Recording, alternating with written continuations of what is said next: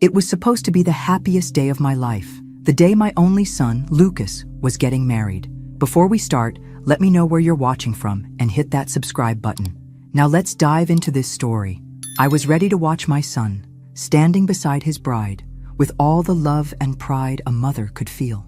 But instead, I found myself staring at my phone in disbelief, heart pounding. The text came through just as I was about to leave for the ceremony. "Mom, don't come. Check your husband's garage. Trust me." I thought it was a joke at first. Lucas, always dramatic, always stirring up something to get my attention. But then I realized something wasn't right. Why would he send me a message like this on his wedding day? What could he possibly mean? Against every instinct telling me to forget it and get to the wedding, I couldn't shake the feeling in my gut. Something was off. My stomach turned as I rushed downstairs, trying to calm myself. When I opened the door to the garage, my heart skipped a beat. There it was, a box. It was carefully placed, as if someone had been expecting me. My breath caught in my throat as I lifted the lid. Inside, I found a stack of photos, each one more gut-wrenching than the last. There were pictures of Derek, my husband, with Isabel, my daughter-in-law. They were intimate. No, they weren't just intimate. They were the kind of photos you only share in secret, hidden away from the world. I couldn't breathe as I looked through them, disbelief consuming me. But then, at the bottom of the box, there was something else, a small, sleek flash drive. Hesitantly, I plugged it into my computer. The videos that appeared were more than I could have ever imagined. There they were again, Derek and Isabel, in their own world, too close for comfort, caught in the act of betrayal. I could hardly believe my eyes. Was this real? Was I really seeing what I thought I was seeing? I felt like the ground had been ripped out from under me. My heart pounded, and for a moment I thought I might collapse. But I held on. I couldn't break down yet. I took a deep breath and steadied myself. With trembling hands, I whispered to myself, "But before all of this, let me tell you how it all started. A year ago, my life was nothing like it is now. Back then, I was still mourning the loss of my husband, Richard. His death left a hole in me that I wasn't sure would ever be filled. We had been together for over 30 years. We had built our life together, from the house we lived in to the small family we'd created. And then, in an instant, it was all gone. I wasn't sure how to move forward. I had the money, a hefty inheritance from Richard, who had left me comfortable. But that didn't fill the emptiness inside of me. And honestly, I never thought I'd be interested in anyone else. But life has a funny way of throwing the unexpected your way when you least expect it. It was one afternoon in the park that everything changed. Derek was sitting on a bench, reading a book. He looked up when I walked past, and there was something in his gaze, a quiet kindness. He was older than me, maybe in his mid-50s, his hair tinged with silver, and a certain sadness in his eyes that mirrored my own. We started talking. He told me that he had been a widower for a few years. He had lost his wife unexpectedly, and that pain, much like mine, was something that never quite goes away. There was an understanding between us from the very beginning, something unspoken that made me feel safe, heard, and understood. Derek was gentle, patient. He didn't rush things. Our conversations were long, late into the night, and after a few weeks, I realized I was looking forward to them. I was smiling again. 6 months after that first meeting in the park, we were married. It all happened so quickly. But with Derek, it felt right. I was ready to open my heart again, to let someone in. We built a life together, and I thought that was enough. Derek, who had been the kind of man who cherished the quiet moments, made me believe in the possibility of love again. At our wedding, Lucas met Isabel for the first time. She was Derek's niece, or so he said. Isabel was in her late 20s, beautiful and poised. She had this elegance about her, educated, polished, and so very attentive. I immediately liked her. She fit so perfectly into our lives. Not long after, Lucas and Isabel began spending more and more time together. I thought nothing of it at first. It felt natural. Isabel was young, ambitious, and full of life, and Lucas seemed to enjoy her company. I liked seeing my son happy again after his difficult breakup with his last girlfriend. Isabel was just the kind of woman I had hoped he would find. 2 months later, they were officially dating. I saw the spark between them, the way they looked at each other, and I couldn't help but smile. It felt like everything was falling into place. I thought that maybe my son had finally found the one. Then, less than a year later, Lucas proposed. Isabel said yes, and suddenly, we were planning a wedding. Lucas's wedding, the one I'd been dreaming about since the day he was born. Derek and I were both overjoyed, but I had no idea that in the blink of an eye, everything I thought I knew about my family was about to be turned upside down. What I thought was the beginning of a beautiful chapter in our lives was actually the beginning of something far darker. I was snapped out of the whirlwind of memories by the buzzing of my phone. The sudden vibration felt like a jolt to my already rattled nerves. I glanced at the screen and saw Lucas's name. My heart skipped a beat as I answered. "Mom, listen to me," Lucas said, his voice tense and urgent. "Don't come.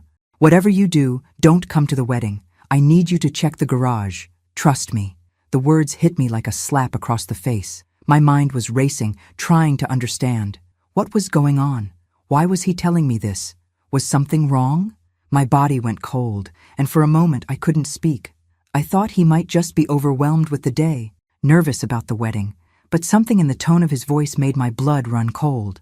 "Lucas," I said, struggling to keep my voice steady. "What's going on? Why won't you let me come?" His response came quickly. His words clipped and rushed. "I've suspected Isabel for months, Mom. I hired a private investigator. He confirmed everything yesterday. They're a pair of con artists. Derek and Isabel. They've been playing us this whole time." The world tilted. I barely registered his words at first. My brain was reeling, and the shock of it all left me breathless. How could this be possible? How could Derek, my husband, the man I had trusted, be involved in something so vile? And Isabel, my own daughter-in-law? I wanted to scream, to cry, to run, but all I could do was stand there, frozen, trying to process what he had just said. "I don't know what to do," I whispered, feeling tears start to gather in my eyes. I can't believe this, Lucas." He was quiet for a moment, then said, "You need to get out of there, Mom. I'm on my way, and I've already called the police, but you have to stay calm. Don't do anything yet. Just stay safe." I wanted to ask him a million questions, to demand to know how this all started, how he knew why no one told me sooner, but I couldn't. I couldn't handle any more information. The weight of the betrayal was too much, and in that moment, I just wanted to escape, to run far away from it all. But as I turned to leave, a shadow in the doorway stopped me cold. It was Derek. He was standing there, his face full of surprise, but something else, something darker, was lurking behind his eyes. "What are you doing here, Helena? What's going on?" His voice was low, his tone sharper than usual. I felt a lump form in my throat. I couldn't tell him the truth. Not yet. Not while my heart was still breaking into a million pieces. I swallowed hard, trying to push the panic away. "I was just looking for a box of old things," I lied, my voice barely above a whisper. He didn't believe me. I could tell. The way he looked at me, the way his brow furrowed. He could sense something was wrong. His gaze hardened, and he took a step closer. "Helena, you don't look all right. What's really going on?" I froze. My pulse quickened. I could feel the tension building between us, like a storm about to break. Derek knew something wasn't right, and I knew I had to keep my calm, but it was slipping away. "I'm fine," I said, forcing a smile that didn't reach my eyes. I'm just fine." But inside, I wasn't fine. I was anything but. My whole world was collapsing around me, and Derek was standing right there, looking at me like everything was normal, when I knew it wasn't. The air was thick with suspicion. It was only a matter of time before the truth came out. But I couldn't let it happen yet. Not when Lucas was still on his way. Not when the police were coming. I had to buy myself some time. Derek studied me for a moment longer, and I could see the doubt flickering in his eyes. The moment was pregnant with tension. He stepped closer, then stopped, looking me up and down with a strange, unreadable expression. "What's going on, Helena?" he asked again, his voice low. I stood there, frozen, as the lies twisted in my throat. What was I supposed to say to him? That I knew everything? That I knew he was a part of something much darker? I forced myself to breathe, one step at a time. "I'm just looking for a box," I repeated, my voice trembling. "I'm fine." But Derek wasn't convinced. I could feel the walls closing in around me, the weight of the lie, the weight of the truth I was keeping from him. And I knew, deep down, that it wouldn't be long before everything came crashing down. I stood there in the garage, trying to steady my breathing, trying to convince myself that everything would be fine, that it was all just a misunderstanding. But the longer I stood there, the more I felt the walls closing in. The truth was like a weight pressing down on my chest, suffocating me. I had to get out. I turned quickly, heading back into the house. My heart was pounding as I went to the front door, but as I reached for my keys, my stomach dropped. They were gone. My car keys, the only way out of this nightmare, were nowhere to be found. I ran to my purse, frantically searching, but they weren't there either. My mind raced, panic setting in. I could feel the sweat beginning to bead on my forehead. I tried to convince myself it was just a mistake, that Derek had moved them, but deep down, I knew the truth. I wasn't going anywhere. I pulled my phone from my pocket, desperate to call Lucas, but my heart sank again. No signal. I checked the screen, and the Wi-Fi icon was gone, replaced by the dreaded no service message. Someone had cut the line. I was trapped. My breath hitched as I glanced nervously toward the stairs. I had to get upstairs, get to my room, lock myself in, and figure out what to do next. If I stayed down here, I had no idea what Derek might do. With a shaky breath, I bolted up the stairs, my legs weak beneath me as I reached the bedroom. I slammed the door behind me, locking it as quickly as I could. I stumbled backward, my back pressing against the cold wood, trying to catch my breath. The silence of the house was deafening. My heart was hammering in my chest, every sound feeling like a threat. But then, I heard it. A knock on the door. "Helena, are you okay? I heard you crying." Derek's voice called softly, his tone pretending concern, but I could sense something deeper beneath it. I froze, my blood running cold. My stomach twisted as I struggled to keep my composure. I couldn't let him in. I couldn't let him see how broken I was, how terrified, but I couldn't find the words to respond, so I whispered as steady as I could manage, "I'm not feeling well, Derek. I'm fine. Please, just leave me alone." For a moment, the house was silent again. I thought maybe he'd leave. Maybe he'd let me have some time to gather my thoughts. But I was wrong. The knock came again, more insistent this time. "Helena," he said, his voice a little harder now. "You're acting strange. What's going on? I need to come in. We need to talk." I could feel the pressure mounting as I pressed myself further into the door. I couldn't let him in. I couldn't face him, not with all the knowledge I had now, not knowing that he had been lying to me, betraying me, playing me for a fool. "I'm really not feeling well," I said again, my voice trembling more than I wanted it to. But Derek wasn't going to back down. His voice shifted, darker now. "Helena, something's wrong. Let me in." I closed my eyes, my heart racing. He was starting to see through my lies. I had to keep it together. But then I heard the unmistakable sound of his hand on the door handle, testing it. The lock was secure, but I knew it wouldn't hold forever. Derek was relentless, and I was running out of time. I had to think. I had to get out of here. "Helena, stop hiding. Let me in," Derek pressed, his voice now taking on an edge that made the hair on the back of my neck stand up. "You can't keep running from this." I knew he was growing frustrated, maybe even angry. His calm facade was starting to crack, and that was when I realized I was no longer just dealing with the man I had married. Derek was becoming something else, something dangerous. I could hear the anger in his voice as he began to pound on the door. "Helena, open this door!" I jumped back, startled by the force of the sound. My pulse was pounding in my ears. I could hear him outside, breathing heavily, trying to force his way in. My body screamed for me to run, to escape. But where could I go? I looked toward the window. It was too high to jump, too dangerous. But the thought of facing Derek like this, trapped in this room, I couldn't do it. I had no choice. The pounding grew louder, more insistent. "Helena!" Derek shouted, his voice now angry, demanding. "You can't hide from this forever." I took one last, desperate breath, my mind racing. And then, as the pounding continued, I knew I had to make a choice. But the question remained, what was I going to do? The pounding on the door didn't stop. Each strike sent a jolt through my already fragile state, and every time I heard Derek's voice, I could feel the panic rising in my chest. He was relentless. There was no escaping him. I glanced around the room, searching for something, anything, to help me hold the door shut. My eyes landed on a small dresser in the corner, its wood sturdy enough to slow him down for a moment. Without thinking, I shoved it toward the door, trying to wedge it between the handle and the frame. The sound of the furniture scraping across the floor echoed through the silence, and I winced, hoping it was enough to keep him from getting in. I took a step back, my chest heaving as I looked at the door. My breath was coming in short, panicked gasps, but I had to stay calm. I couldn't let him in. Not now. Not when I knew what he'd done.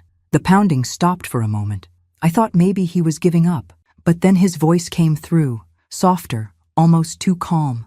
"Helena, what's going on?" he asked, sounding concerned, but I could hear the edge in his tone. "Why are you acting like this? What did you find? Why are you hiding from me?" I froze. My heart pounded in my chest as his words hit me like a punch. He was starting to catch on. He knew something was wrong, but what could I say? How could I even begin to explain? The lies, the betrayal, everything that had just shattered my life in the last few hours. "Just let me in, Helena. I can explain everything," Derek continued, his voice growing more insistent, more manipulative. "I promise you, whatever you think you've found, it's not what it seems. We can fix this." I felt sick to my stomach. His words were poison, but I couldn't let them seep into my mind. Not now. I had to be stronger than that. I tried to reach for my phone, my lifeline, but the truth hit me like a slap in the face. My phone was still downstairs, somewhere in the living room, just out of reach. I cursed under my breath. I needed help, and I had no way to call for it. Desperation clawed at my throat as I pushed myself against the door, willing the dresser to hold strong. But Derek didn't stop. He wasn't going to give up so easily. "What's going on, Helena? Why are you so strange with me? What did you find?" His voice was now a mixture of frustration and something darker, something that made my skin crawl. The weight of the situation crashed over me. I couldn't just sit here and wait for him to break through. My body was trembling with fear. But I pushed the panic aside and tried to think. My eyes flicked to the window. It was an option, a dangerous option, but one I had to consider. The drop was high, too high. But what choice did I have? Derek was getting more aggressive by the second. I couldn't stay locked in this room forever. I hesitated. If I went out that window, it might be the only way to escape. But what if I hurt myself? What if I couldn't make it out in time? I shook the thought from my mind. I couldn't think like that. "Helena," Derek called again, his voice growing cold. "You can't keep running from me. Let me in, and we'll talk. We can fix this. Please." His voice was almost pleading, but I could feel the threat behind it. He was no longer the man I had married. He was someone else now, someone dangerous. I took a step toward the window. I could hear him breathing outside, waiting for me to respond. He had no idea what I was about to do. But I knew I couldn't stay here. Not with him this close. Not with him trying to manipulate me with his lies. I lifted the window slowly, trying not to make a sound. My heart was pounding in my ears. The outside air felt cold against my skin, a sharp contrast to the heat of the room. I looked down. It was a long way down. Too long. Too risky. But if I didn't take this chance, I didn't know what would happen. I didn't know what Derek would do if I stayed here, alone with him. "Helena?" Derek's voice cut through the silence again, softer now, almost a whisper. "I'm not leaving until you talk to me. Don't make this harder than it has to be." His voice carried an edge of something more dangerous now, a warning that made my stomach churn. But I couldn't listen to him anymore. I couldn't afford to let him take control. I took a deep breath, trying to steady my shaking hands. I barely had time to process my own fear before the sound of splintering wood echoed through the room. Derek was no longer just trying to force the door open. He was determined to get in. I spun around, my heart racing as the door shook violently under the force of his attempts. The dresser I'd pushed against it earlier was no match for his fury. With one final deafening crack, the door gave way, splintering down the middle. Derek's silhouette filled the doorway, and the cold, calculating look in his eyes sent a chill straight to my bones. I took a step back, panic flooding my veins. This was it. There was no escaping now. He was here, and there was no hiding from the truth anymore.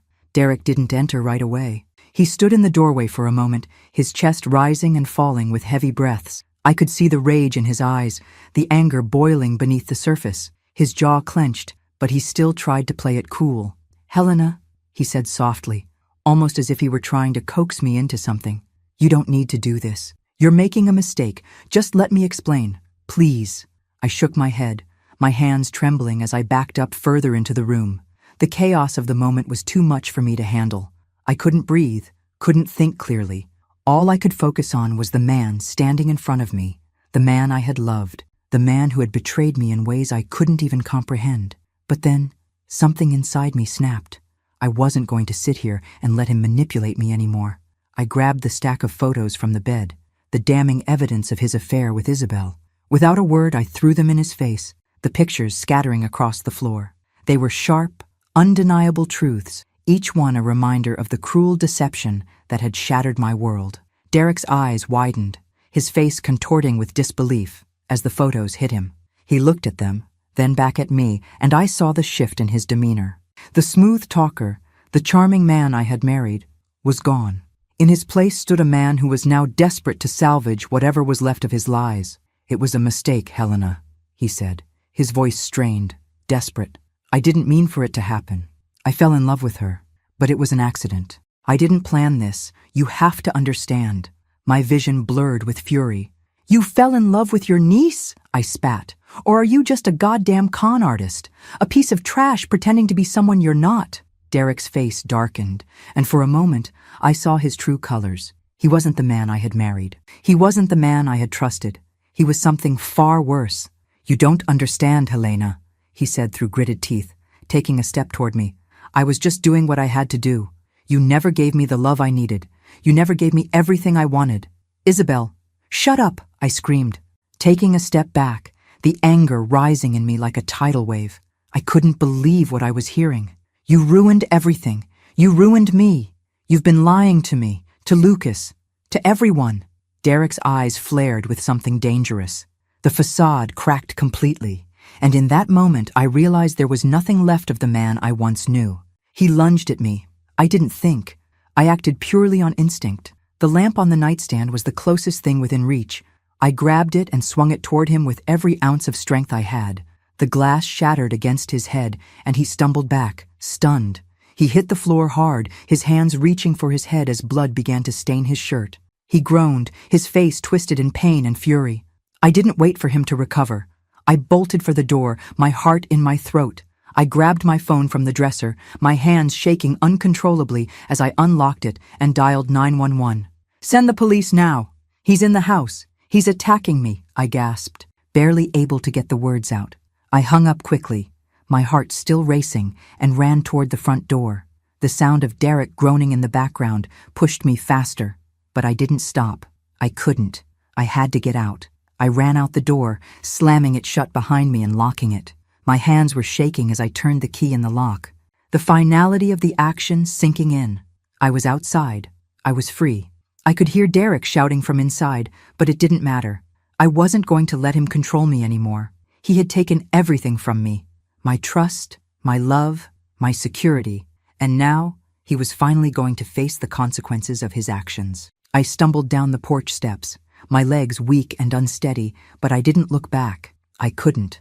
I didn't know where I was going, but I had to keep moving. I had to get away from the nightmare that had taken over my life. The air felt thick with adrenaline as I bolted out of the house, barely pausing to catch my breath before making my way to the back door. The sound of Derek's enraged shouting echoed through the house, but I didn't stop. I couldn't. I wasn't sure where I was going, but I had to get out. I had to get away from him before he regained his senses and came after me. I reached the back gate, pulling it open with shaking hands, and sprinted down the alley behind the house. My car was parked a few blocks away, and I didn't waste a second as I climbed into it and slammed the door shut. My fingers fumbled as I tried to start the engine, but I finally got it going, the sound of the engine roaring to life like a signal to my body that I needed to keep moving. As I pulled away, I dialed Lucas's number. My hands were still trembling, my breath coming in short, panicked bursts. The phone rang twice before he picked up. "Mom?" His voice was tight with concern. "Where are you? Are you okay?" "I'm fine," I lied, trying to steady my voice. I just need you to listen to me. Lucas, Derek's lost it. I don't know what's happening anymore, but I need to see you. Please." There was a long pause on the other end of the line. Then Lucas's voice came through again, this time with urgency. "I'm on my way to you, Mom. Stay where you are. I'm bringing Isabel with me." I felt a wave of confusion and dread wash over me. Isabel? Why would he bring Isabel? Lucas, wait, what's going on? What's happening? But the line went dead before I could get another word out. I gripped the steering wheel harder, feeling the tension in my body grow by the second. I didn't know what to expect, but I drove as fast as I could. The city blurred past me as I raced toward the parking lot Lucas had mentioned. My mind was spinning. What was going on with Isabel? Hadn't he figured out everything by now? When I finally pulled into the parking lot, I spotted Lucas's car right away. But it wasn't just Lucas standing next to it. Isabel was inside, locked in the car, her face pressed against the window, staring out at me. My pulse quickened. Something didn't feel right. I stepped out of the car, my eyes locking onto Lucas. He was standing outside the vehicle, his arms crossed over his chest, a look of frustration mixed with fear on his face. "Mom, you need to calm down," he said as I approached, his tone more serious than I'd ever heard before. I stopped in my tracks, my heart pounding as I looked at him, confused and desperate for answers. "Lucas," I gasped, my voice strained. "What the hell is going on? What are you doing with Isabel? You know everything, right? Why is she here? Why are you with her?" Lucas didn't meet my gaze. Instead, he glanced at Isabel in the car, then back at me. "Isabel," his voice trailed off for a second. "She didn't know. Not everything. I thought she was just as much a victim as I was, but she's not. She's been part of the plan the whole time." My stomach dropped at his words. Isabel? She had been part of it all along? I looked at her, still sitting there in the car, and the guilt in her eyes made my blood boil. She looked so broken, so helpless. But then, I realized something. She wasn't the innocent girl I thought she was. She had lied. She had betrayed us all. "She knows what Derek's been doing, Mom. She knew about everything. But she's scared too. She didn't want to be involved, but now it's too late." I could see the pain in Lucas's eyes. He was torn, struggling with the weight of the truth. But that didn't change the fact that Isabel was a part of this mess. She had been lying to us from the start. "Isabel," I said sharply, walking toward the car. I bent down to look at her through the window. Her eyes met mine, but there was no remorse there, just fear. Fear of Derek, fear of what was coming next. "Get out of the car, Isabel," I demanded. "Now." She hesitated for a moment. But then, with shaking hands, she unlocked the door and stepped out. I could see the tears in her eyes, but I wasn't sure if they were for me, for herself, or for all the lies she had told. Lucas stepped forward, placing a hand on her arm, trying to comfort her. But I could see that he was still trying to figure out what to believe. He wanted answers, too, just like I did. "What the hell is happening, Lucas?" I asked again, my voice strained. "Why didn't you tell me any of this sooner? Why didn't you warn me?" "I didn't know how to tell you, Mom," he confessed. "I didn't know how to tell you that Isabel was involved. I didn't want to believe it. I didn't want to believe that Derek and Isabel were using us. Using me." I turned to Isabel, my face hardening as I looked at her. "And you were in on it all along. You pretended to be the sweet, innocent girl, but you were just as bad as Derek. You betrayed Lucas. You betrayed me." She flinched at my words, but she didn't deny them. Her silence spoke volumes. "Isabel, you need to tell me everything," I said, my voice steady but fierce. "Now, or I'll make sure you both go down for what you did." The silence between us felt like a lifetime, but then Isabel finally spoke, her voice barely above a whisper. Derek's been planning this for years," she admitted. "We were going to take everything, the money, the trust, everything. But then I started to feel guilty. I couldn't do it anymore, but I didn't know how to get out." I turned to Lucas, my heart breaking for him. He was staring at Isabel, his face a mixture of disbelief and anger. "I can't believe this," he said quietly, almost to himself. "I can't believe this is happening." Lucas reached into his jacket pocket and pulled out his phone. He was still reeling from everything, his face a mixture of confusion and anger. His fingers were trembling as he unlocked the screen, scrolling through the messages the private investigator had sent him. "Look at this, Mom," Lucas said, his voice quiet, almost as if he was still processing it all. He handed me the phone, the screen filled with a series of text messages and images that were too much to ignore. My stomach twisted as I began to read. The messages contained detailed reports from the private investigator he had hired. There were photos of Derek and Isabel in different states, under different names. Their faces were the same, but the names were all false. They had been moving around the country, living under assumed identities. They weren't just con artists in the traditional sense, they were professionals. This is insane, I whispered, feeling my heart sink into my stomach as I scrolled through the evidence. Derek and Isabel were using fake names everywhere they went. They'd move from state to state, find wealthy, lonely people, mostly widows or people with money, and get close to them, Lucas explained, his voice tinged with disbelief. They'd act like the perfect couple. They'd charm their way into their victims' lives, and then they'd marry them. My head was spinning. This couldn't be real. It couldn't be. But the proof was right there in front of me. Wait, I said, my voice trembling. You mean to say Derek and Isabel have been doing this for years? They've been tricking people for years? Lucas nodded, his face drawn with exhaustion. Yes, and it gets worse, Mom. In 2 cases, 2 of their victims were millionaires. After they married Derek and Isabel, both of them died accidentally, one in a car crash and the other in a supposed boating accident. The investigator dug into the records, and it looks like both deaths were staged. I stared at the phone, the words beginning to sink in. It wasn't just betrayal. It wasn't just about Isabel and Derek's affair. They were criminals. They were murderers. And they had been living this twisted life for as long as I could imagine. They killed them? I asked, my voice barely a whisper. Lucas nodded grimly. Yes, they used those deaths to take the victim's wealth. They'd move on to the next target, and every time, they'd leave with money. And now they've set their sights on us. The realization hit me like a ton of bricks. We were their next targets. It wasn't just about the affair or the betrayal.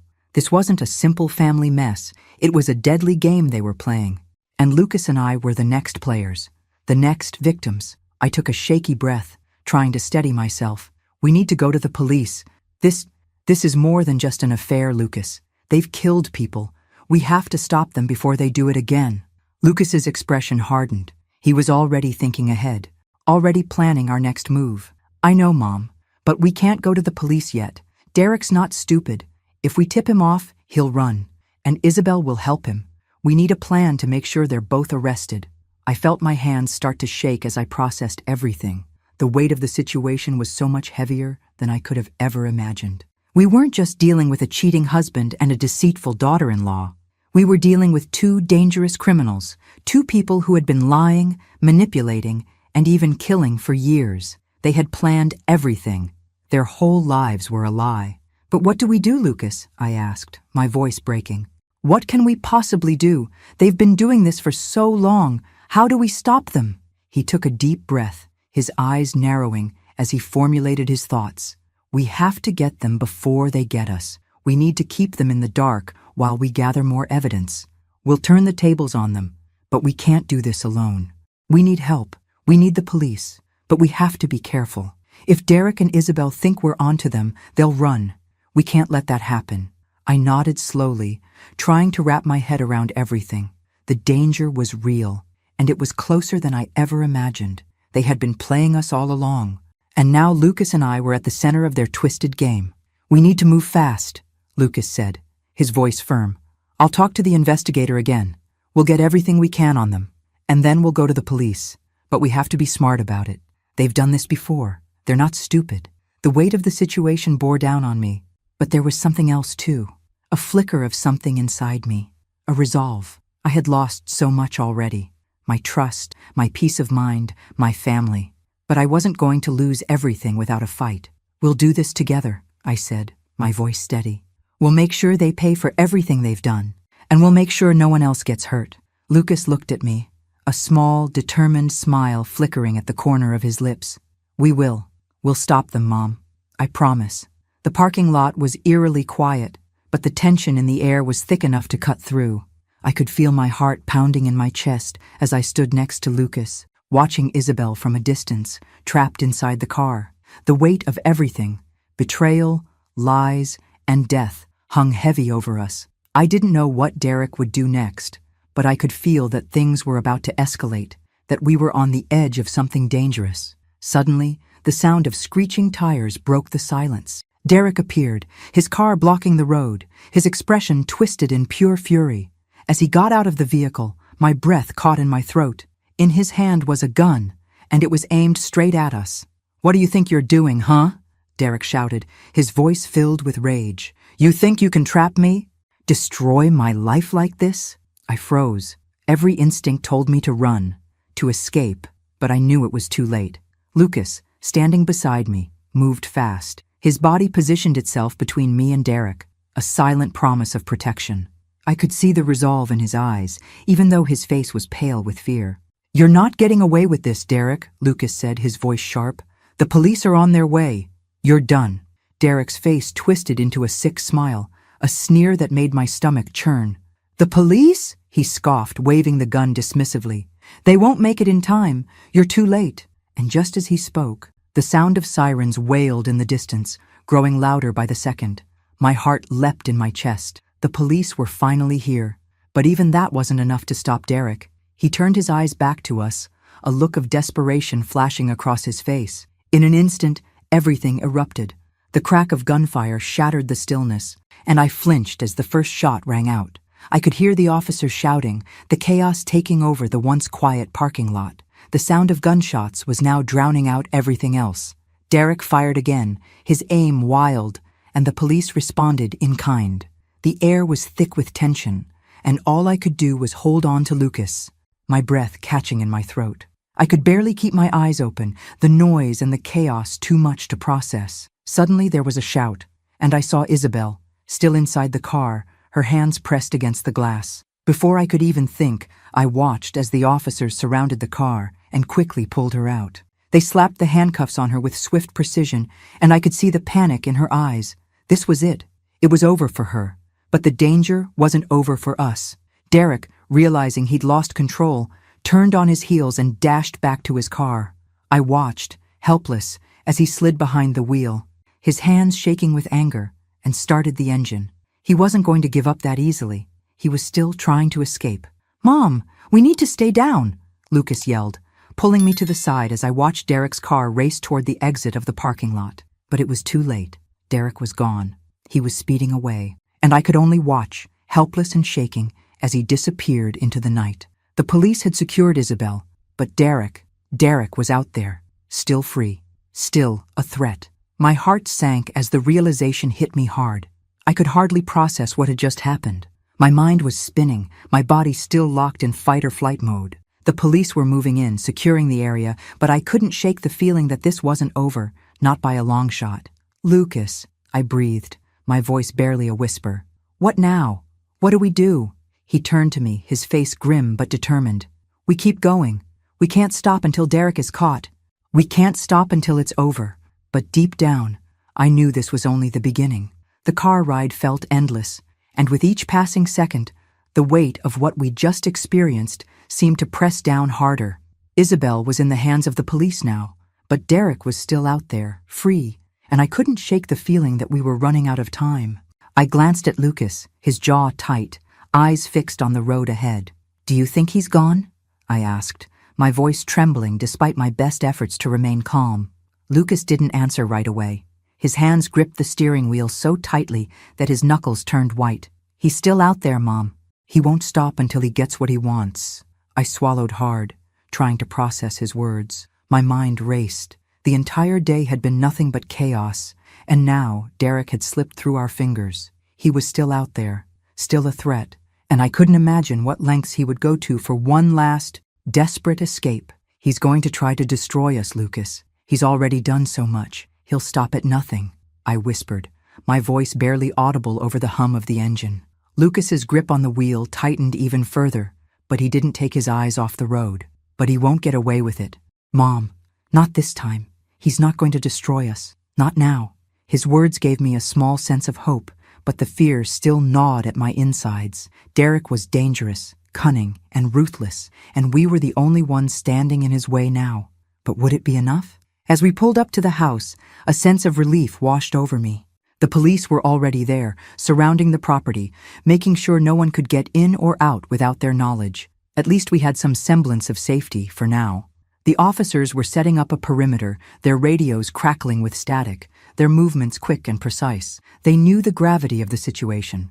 I let out a shaky breath, grateful for the small bit of security.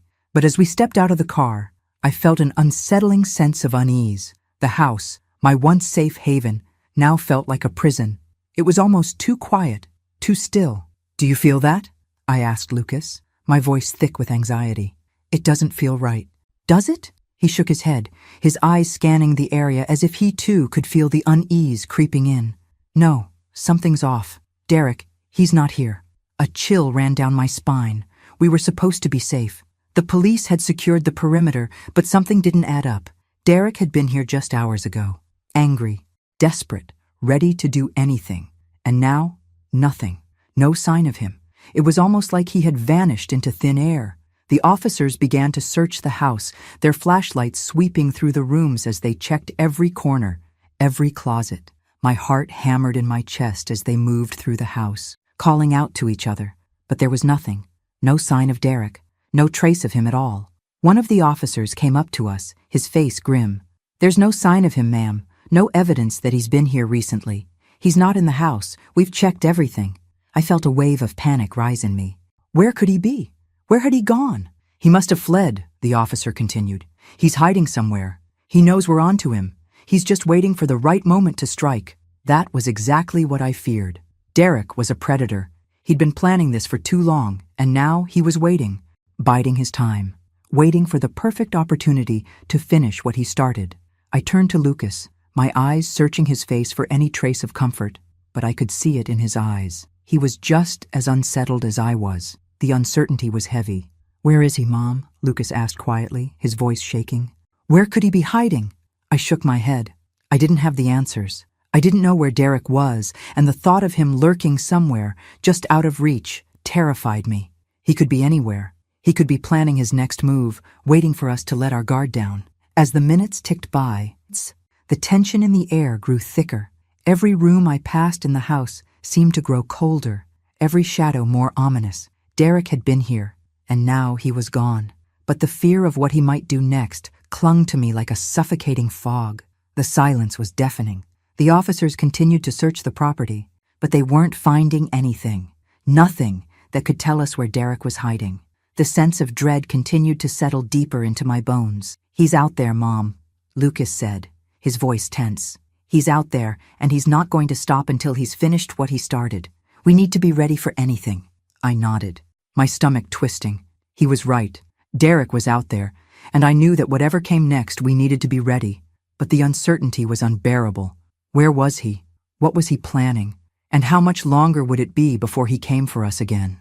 The silence in the house was suffocating. We had checked every room, every closet, but still, Derek was nowhere to be found. I stood there, my nerves stretched thin, my pulse quickening with every second that passed. It wasn't just the fear of the unknown. It was the unbearable feeling of him still being out there, somewhere, lurking, waiting for the right moment to strike. And then, it happened. A door slammed shut from upstairs, its force echoing through the house like a gunshot.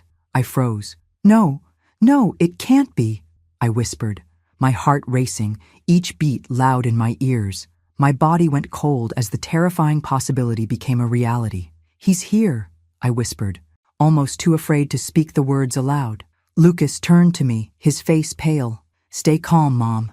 We need to check the house." We moved quickly, instinctively, toward the source of the sound.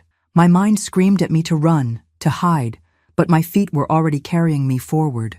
We crept toward the living room, our eyes darting around, trying to make sense of the stillness. The air felt thick with tension as we entered the room, and then, my breath caught in my throat.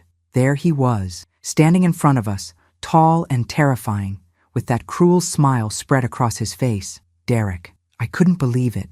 After everything we had been through, he was still here, still free. "Thought you could stop me, huh?" Derek's voice was low, dangerous. "Thought you could trap me in my own game? Think again." He laughed bitterly, the sound echoing off the walls. And then, before I could react, he lunged toward Lucas. A quick movement, too fast for me to stop. He struck, and Lucas crumpled to the floor, a sharp gasp escaping his lips. "Lucas!" I screamed, my voice full of panic and fear. I rushed to his side, but before I could reach him, Derek shoved me back with such force that I stumbled, almost losing my balance. His eyes were wild, filled with rage and something darker. He was no longer the man I had married. This was something else, something completely unrecognizable. "You think you can escape me, Helena?" He spat, his voice filled with venom. "You and your son are nothing. You're nothing, and I'm going to make sure you pay for this." I tried to get up, but the room was spinning. The fear was too much. I couldn't just stand there and watch my son suffer. Not again. With everything I had left, I ran toward the door, my legs shaking with each step. I couldn't stop him, but maybe, just maybe, I could get help. "Derek's here," I screamed, my voice cracking with desperation. "He's attacking us! Get in here!" I barely registered the sound of the police officers running down the hallway, their heavy boots pounding on the floor as they rushed into the living room. Derek, realizing that his plan was crumbling, turned on them, wild-eyed, his hand gripping the gun tighter. The officers moved swiftly, strategically. They were professionals. It was over. Derek's wild, erratic behavior was no match for their training. Within moments, they had him on the floor, his gun skidding across the room as he struggled beneath the weight of their bodies. "You're not getting away this time." "Derek," one of the officers said firmly, his voice cold. "This ends now." Derek's fury only intensified. He writhed beneath the officers, his eyes filled with rage. "You think this is over?" he yelled, his voice hoarse. "You'll never be safe. I'll destroy you. I'll make sure you pay for everything." This isn't the end. But it was. It was the end for him. The officers cuffed him quickly, dragging him to his feet, still struggling, still shouting threats. "You'll never escape," the officer repeated, dragging Derek out of the house and into the waiting police car. I stood there, still trying to catch my breath, my heart pounding in my chest. The man who had torn apart my family was finally being taken away. He was no longer a threat. He was no longer a danger. But the relief came slowly, like a tide that was afraid to come in fully. "Mom, it's over," Lucas whispered, his voice weak but filled with relief. He was sitting up now, wiping the blood from his lip where Derek had struck him. "He's gone. He can't hurt us anymore." I felt my legs give out beneath me, and I collapsed onto the couch, my hands shaking. It was over. But was it really? The damage had been done. Derek had taken so much from us. Our trust, our peace, our safety. I didn't know if I'd ever feel whole again. I turned to Lucas, my eyes searching his face, and for the first time in days, I felt a glimmer of hope. The police were still here. Derek was gone. And maybe, just maybe, we could begin to rebuild what he had destroyed. "Now we can start over." "Lucas," I whispered, my voice barely audible. "Now we can find our peace." He nodded, but I could see the pain in his eyes. The fear still lingered, like a shadow we couldn't shake off. It would take time. It would take healing. But with Derek behind bars, we had a chance to heal, a chance to rebuild. As the sound of sirens faded into the distance and the night finally began to settle, I couldn't help but feel that, for the first time in a long time, we were going to be okay. It was the end of one chapter, but it was the beginning of a new one, a chapter where we would finally be free. Thanks for listening. Don't forget to subscribe and feel free to share your story in the comments. Your voice matters.